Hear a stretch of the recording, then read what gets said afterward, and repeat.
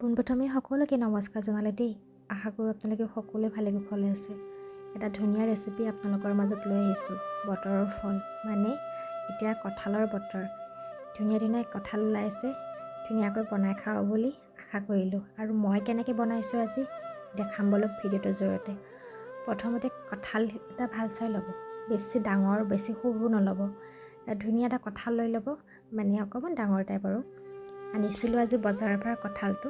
অনাৰ পিছত ভাবিছোঁ কি কঁঠালটো বনাওঁ আৰু ৰেচিপিটো আপোনালোকৰ লগত শ্বেয়াৰ কৰোঁ। কেনেকৈ বনাইছোঁ চাব। প্ৰথমতে কঁঠালটো ভালদৰে কাটি লৈছোঁ। কঁঠাল কাটাটো বহুত কষ্টকৰ, কিন্তু খোৱাটো সিমানেই টেষ্টি লাগে। মাংসতকৈ বেছি কম নালাগে মই ভাবোঁ। মাংস চাগে অকণমান কমেই টেষ্টি লাগিব কঁঠালৰ চব্জি ভালদৰে বনালে যিমান টেষ্টি লাগে। কঁঠালটো ভালদৰে কটাৰ আগত মই হাতত অকণমান তেল সানি লৈছোঁ, আৰু কঁঠালটো বহুত টাইট থাকে ন, সেইকাৰণে বটিতে ভালদৰে সৰু সৰু পিচ কৰি কাটি লৈছোঁ। যোনে যেনেকৈ পাৰে কাটি ল'ব, মই ধুনীয়াকৈ বটিত কাটিব পাৰোঁ কাৰণে ধুনীয়াকৈ কাটি লৈছোঁ। আৰু হাতত অকণমান মিঠাতেল সানি লৈছিলোঁ আঠাটো নালাগিবৰ কাৰণে। তথাপি অকণমান আঠা লাগেই বাৰু। অকণমান নেমু টেঙা সানি দিব, ভাল হৈ যাব কঁঠালৰ, আঠাটো নালাগে। হালধি পানীত অকণমান ভিজাই থৈছিলোঁ লগে নহ'লে ক'লা পৰি যায়। তাৰপিছত মই প্ৰেছাৰ কুকাৰত কাটি থোৱা কঁঠালখিনি দি দিলোঁ। তাত দিলোঁ এটা তেজপাত, অকণমান পানী, নিমখ আৰু হালধি। সেইটো দি পিনি 2 চিটি মাৰি ল'ম দেই। মাত্ৰ 2 চিটিয়ে মাৰিব, বেছি মাৰিব নালাগে। তাৰপিছত অকণমান পানীখিনি যে সেই কঁঠালৰ থাকিব সেইখিনি পেলাই দিব নালাগে, সেইখিনিও থৈ দিব লাগিব। সেইখিনি মই কঁঠাল বনোৱা আঞ্জাখনতে ব্যৱহাৰ কৰিম। তাৰপিছত 2টা চিটি লগাই ল'লোঁ। আনি পিনে চাওক কঁঠালখিনি মোৰ ভালদৰে সিজি গৈছে। কঁঠালটো মোৰ ইমান ধুনীয়া আছিলে যে নক'ব। আৰু এই পানীখিনি মই থৈ দিম, চব্জিতে ব্যৱহাৰ কৰিম। তাৰপিছত মছলা বুলি ক'লে একেবাৰে কম লৈ লৈছোঁ। 2টা পিঁয়াজ কাটি, আদা নহৰু অকণমান বটি লৈ লৈছোঁ পটাত। আৰু এইপিনে লৈছোঁ গোটা লং, ইলাচি, দালচেনি, তেজপাতটো মই দিছিলোঁৱেই। এইপিনে মই কেৰাহীত বহাই দিলোঁ তেলখিনি যিমানখিনি পাৰোঁ আপোনালোকে যিমানখিনি কম পৰিমাণে খায় সেইখিনি দিলেই হ'ল। তাত মই 1 চামুচ নিমখ দি দিলোঁ। তাত দি দিলোঁ লং, ইলাচি, দালচেনি। সেইখিনি দি পিনে অকণমান লৰাই চলাই কাটি থোৱা 3টা পিঁয়াজ ভালদৰে ৰঙাচুৱাকৈ ভাজি লৈছোঁ দেই। তাৰপিছত এটা আৰু এক্সট্ৰাকৈ পিঁয়াজ আৰু 3টা শুকান জলকীয়া মই মিক্সিত পেষ্ট কৰি লৈছোঁ। সেইটো নাখালে কোনোবাই নিদিবও পাৰি, মই অকণমান জ্বলা খাই ভাল পাওঁ কাৰণে অকণমান জ্বলাটো দিয়ে দিলোঁ। এয়া বটি থোৱা পিঁয়াজ আৰু 3টা শুকান জলকীয়া মিক্সিত পেষ্ট কৰি থৈছিলোঁ, সেইখিনি দি পিনে অকণমান লৰাই চলাই ভাজি লৈছোঁ।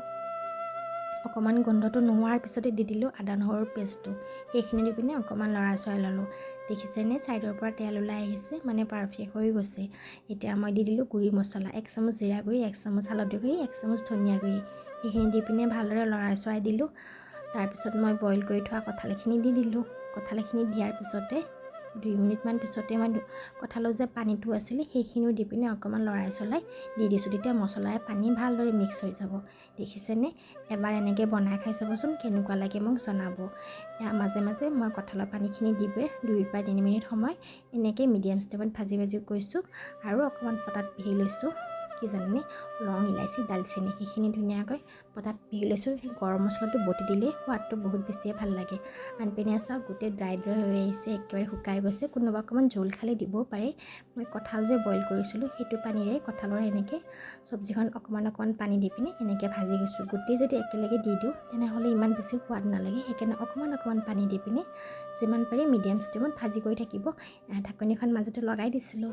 এতিয়া মই দি দিম গৰম মছলাখিনি বটি থৈছিলোঁ যে সেইখিনি দি পেলাই 5 পৰা 6 মিনিট সময় একেবাৰে মিডিয়াম ষ্টেমত ঢাকন মাৰি পিনে থৈ দিম। প্ৰায় মোৰ ৰেডি হৈ যাব কঁঠালৰ চব্জিখন। কোনে কেনেকৈ বনাই নাজানো, মই এনেদৰে বনাওঁ, সেইকাৰণে ৰেচিপিটো আপোনাৰ লগত শ্বেয়াৰ কৰিলোঁ। কেনেকৈ এবাৰ বনাই খাই যাবচোন আৰু জনাব। আৰু যদি বেয়া পালে মোক কমেণ্ট বক্সত জনাব কেনেকুৱা পালে। কালাৰটো কিন্তু খুব ধুনীয়া হৈছিলে। কালাৰটো যেনেকুৱা হৈছে খাবলৈও সেনেকুৱা হৈছে।